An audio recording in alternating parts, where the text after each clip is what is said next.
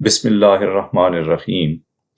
ایک نصرانی نے کس طرح دجال سے ملاقات کی، اس کی ملاقات کس جزیرے میں ہوئی، دجال نے اس سے کیا معلومات حاصل کیں، دجال ادھر کس حالت میں ہے، دجال اس جزیرے میں قید سے کب آزاد ہوگا، دجال کا جاسوس کون تھا، دجال مکہ اور مدینہ میں کیوں داخل نہیں ہو سکے گا، دجال کتنے دنوں میں پوری دنیا کا سفر طے کرے گا۔ حدیث کی معتبر کتاب صحیح مسلم میں ہے کہ عامر بن شرحبیل نے حضرت فاطمہ بنت قیس رضی اللہ تعالی عنہ سے سوال کیا کہ آپ مجھے رسول اللہ صلی اللہ علیہ وآلہ وسلم کی ایسی حدیث بیان کریں جو آپ نے رسول اللہ صلی اللہ علیہ وآلہ وسلم سے بلا واسطہ سنی ہو۔ حضرت فاطمہ رضی اللہ تعالی عنہ نے کہا، میرا نکاح ابن المغیرہ سے ہوا تھا جو ان دنوں قریش کے منتخب نوجوان تھے۔ وہ رسول اللہ صلی اللہ علیہ وآلہ وسلم کے ساتھ پہلے جہاد میں شہید ہو گئے۔ جب میں بیوہ ہو گئی الرحمن بن عوف رضی اللہ تعالی عنہ نے رسول اللہ صلی اللہ علیہ وآلہ وسلم کے کچھ اصحاب کے ساتھ آ کر مجھے نکاح کا پیغام دیا، اور رسول اللہ صلی اللہ علیہ وآلہ وسلم نے اپنے غلام زادے حضرت اسامہ بن زید کے ساتھ مجھے پیغام نکاح دیا، اور میں یہ حدیث سن چکی تھی کہ رسول اللہ صلی اللہ علیہ وآلہ وسلم نے فرمایا، جو مجھ سے محبت کرتا ہے وہ اسامہ سے محبت کرے۔ جب رسول اللہ صلی اللہ علیہ وآلہ وسلم نے اسامہ بن زید سے نکاح کے حوالے سے مجھ سے گفتگو کی تو میں نے عرض کیا، اللہ کے رسول صلی اللہ علیہ وآلہ وسلم، میرا معاملہ آپ صلی اللہ علیہ وآلہ وسلم کے اختیار میں ہے، آپ جس سے چاہیں میرا نکاح کر دیں۔ آپ صلی اللہ علیہ وآلہ وسلم نے فرمایا، تم اپنے چچا کے بیٹے عبداللہ بن عمر بن ام مکتوم کے ہاں چلی جاؤ، وہ قریش کے خاندان بنو فہر سے تھے، اور اسی خاندان سے حضرت فاطمہ بن قیس بھی تھیں۔ سو میں ان کے گھر چلی گئی۔ جب میری عدت پوری ہو گئی تو میں نے رسول اللہ صلی اللہ علیہ وآلہ وسلم کے منادی کی ندا سنی کہ نماز کی جماعت ہونے والی ہے۔ میں مسجد میں چلی گئی اور میں نے رسول اللہ صلی اللہ علیہ وآلہ وسلم کے ساتھ نماز ادا کی۔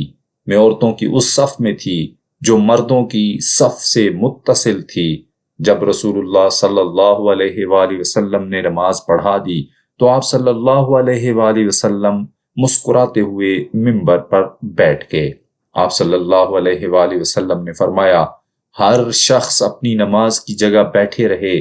پھر آپ صلی اللہ علیہ وآلہ وسلم نے فرمایا، کیا تم جانتے ہو کہ میں نے تم سب کو کیوں اکٹھا کیا؟ صحابہ کرام نے عرض کیا، اللہ اور اس کو رسول صلی اللہ علیہ وآلہ وسلم خوب جانتے ہیں۔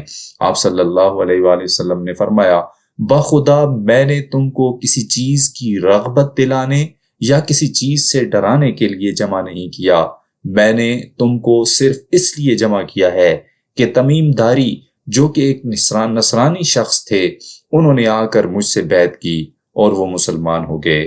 انہوں نے مجھے خبر دی، بالکل ویسی ہی خبر جو میں تمہیں مسیحی دجال کے متعلق بیان کر چکا ہوں۔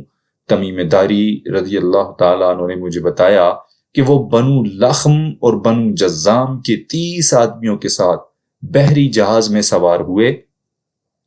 1 ماہ تک سمندری موجیں ان کے جہاز کو دھکیلتی رہیں۔ پھر ایک دن غروب آفتاب کے وقت وہ ایک جزیرے پر پہنچے۔ یہ سب چھوٹی چھوٹی کشتیوں میں بیٹھ کر جزیرے کے اندر داخل ہوئے۔ وہاں انہیں ایک جانور ملا جس کے بال بہت موٹے اور گھنے تھے۔ بالوں کی زیادتی کی وجہ سے اس کے منہ اور پیٹھ یعنی دبر کا پتہ نہیں چلتا تھا۔ میرے ساتھیوں نے اسے کہا، ارے کم بخت، تو کون ہے اور کیا چیز ہے؟ اس نے کہا، میں جساسہ یعنی جاسوس ہوں۔ انہوں نے کہا، کیسا جساسہ ہے؟ اس نے کہا، گرجے میں اس شخص کے پاس چلو جو تمہاری خبر کا شوق رکھتا ہے۔ جب اس نے ایک آدمی کا نام لیا تو ہمیں یہ ڈر لگا کہ یہ کہیں جن نہ ہو۔ پھر ہم جلدی جلدی گئے اور گرجے میں داخل ہو گئے۔ وہاں واقعی ایک بہت بڑا آدمی تھا ہم نے اتنا بڑا آدمی اس سے پہلے نہیں دیکھا تھا۔ اس کے دونوں ہاتھ گردن کے ساتھ باندھے ہوئے تھے اور وہ گھٹنوں سے ٹخنوں تک لوہے کی زنجیروں سے جکڑا ہوا تھا۔ ہم نے کہا کم بخت تو کون ہے؟ اس نے کہا تم میرا حال جاننے پر تو قادر ہو ہی گئے ہو، اب یہ بتاؤ کہ تم کون ہو لوگ ہو؟ انہوں نے کہا ہم عرب لوگ ہیں، ہم ایک سمندری جہاز میں سوار ہوئے تھے، اتفاق سے ان دنوں سمندر بہت جوش میں تھا، 1 ماہ تک سمندری موجیں ہمیں دھکیلتی رہیں، بالآخر ہم تمہارے اس جزیرے تک پہنچ گئے، پھر ہم چھوٹی کشتیوں میں بیٹھ کر جزیرے کے اندر داخل ہوئے، پھر ہمیں بہت موٹے اور گھنے بالوں والا ایک جانور ملا، ہم نے اس سے پوچھا تو کون ہے؟ اس نے کہا میں جساسہ ہوں۔ ہم نے پوچھا کیسی جساسہ؟ اس نے کہا گرجے میں ایک شخص ہے، اسے تمہاری خبریں معلوم کرنے کا بہت شوق ہے، ہم جلدی جلدی تمہارے پاس آ گئے۔ اس شخص نے کہا کہ مجھ کو بیسان کے نخلستان کی خبر دو۔ ہم نے پوچھا تم کس بات کی خبر معلوم کرنا چاہتے ہو؟ اس نے کہا کہ اس کی کھجوروں میں پھل آ گئے ہیں۔ ہم نے اس سے کہا ہاں۔ اس نے کہا سنو، اب ان قریب اس میں پھل نہیں آئیں گے۔ اس نے پوچھا مجھے تبرستان کے سمندر کی خبر دو۔ ہم نے کہا تم کس بات کی خبر معلوم کرنا چاہتے ہو؟ تو اس نے پوچھا کیا اس میں پانی ہے؟ انہوں نے کہا اس میں بہت پانی ہے۔ اس نے کہا قریب ہے کہ اس کا پانی بھی خشک ہو جائے گا۔ اس نے کہا تم مجھے زغر کے چشمے کی خبر دو، کیا وہاں کے لوگ چشمے کے پانی سے کھیتی باڑی کرتے ہیں؟ ہم نے کہا وہاں بہت پانی ہے اور وہاں کے لوگ اس پانی سے کھیتی باڑی کرتے ہیں۔ اس نے پوچھا مجھے امیین کے نبی کے متعلق بتاؤ، وہ کیا کر رہے ہیں؟ ہم نے کہا وہ مکے سے نکلے ہیں اور ان کا یثرب یعنی مدینہ منورہ میں مقام ہے۔ اس نے پوچھا کیا عربوں نے ان سے جنگ کی ہے؟ ہم نے کہا ہاں۔ اس نے پوچھا پھر کون فتح یاب ہوا؟ ہم نے کہا وہ اپنے قریب کے عربوں پر فتح یاب ہو گئے اور انہوں نے اس کی اطاعت کر لی۔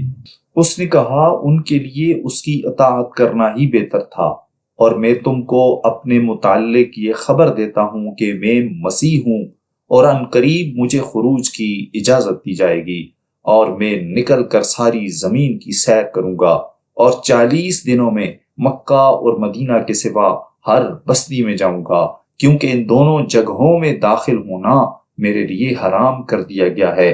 جب بھی میں ان میں سے کسی ایک جگہ جانا چاہوں گا تو فرشتے تلوار سونت کر مجھے روکیں گے اور ان کی ہر گھاٹی پر فرشتے پہرا دے رہے ہیں۔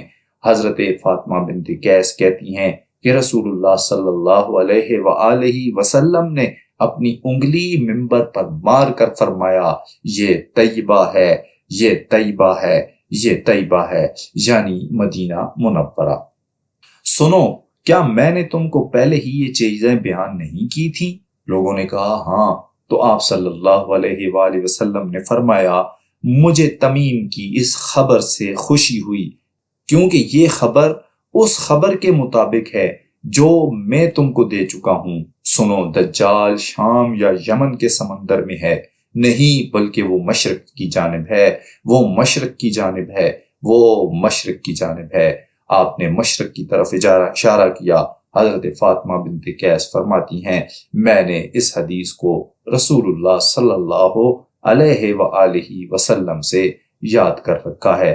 اللہ پاک ہمیں دنیا کے سب سے بڑے فتنے دجال سے اپنی پناہ عطا فرمائے، آمین یا رب العالمین۔